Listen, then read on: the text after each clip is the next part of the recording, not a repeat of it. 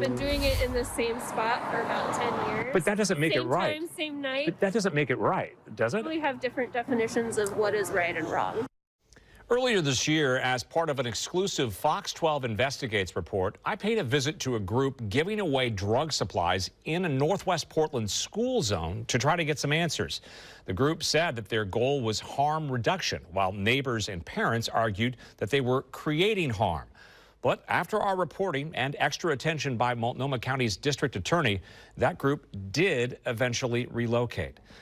Well, tonight, the debate over the merits of the needle giveaways continues. Earlier today in Salem, the Joint Committee on Addiction and Community Safety held a hearing on House Bill 3956. It's a bill that would require syringe service providers to register with county health departments. Fox 12's Dylan Scott joins us now in studio and has the latest on this ongoing debate. Dylan?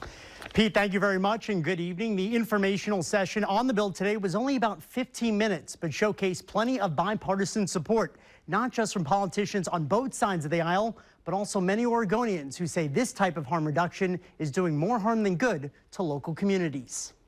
We shouldn't have to be cleaning up other people's mess. You know, if they're going to hand out needles, then have a safe place for them to have the needles to go into. Karen Chire, co-owner of the Stadium Super Red in Goose Hollow, was among the Portland residents to speak out Monday afternoon in favor of HB 3956, a bill she and members of the Stadium Hood group have long advocated for. That's what we need. We need people to listen to us. Like, we're not just telling stories, we're actually telling factual things that happen to us, and it affects our lives just as much as the people that are using the harm reduction program. A continuous battle between community safety and safe drug use. Legislation sponsored by Oregon Representative and GLP Minority Leader Christine Drazen looks to set important parameters. Let's figure out how to change how you approach your work to better reflect the fact that people have to actually live here. Like, you might hand out your pipes, you might hand out your foil, and then you go home.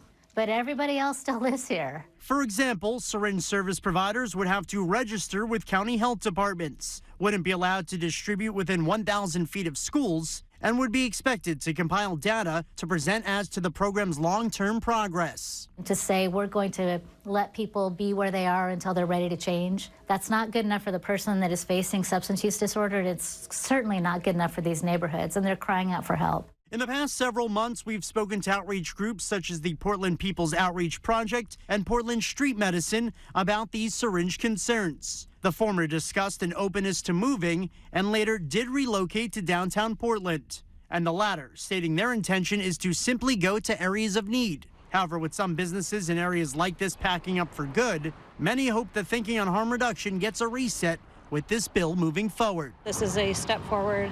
Hopefully it's not the last step, because there's more that needs to be done in legislature and also city and county. Now, on that topic, following today's hearing, a work group will now be formed to flesh out some aspects of this bill. Drazen tells us she's confident both parties will come together to make it law, likely in February of next year. Reporting in studio, Dylan Scott, Fox 12 Oregon.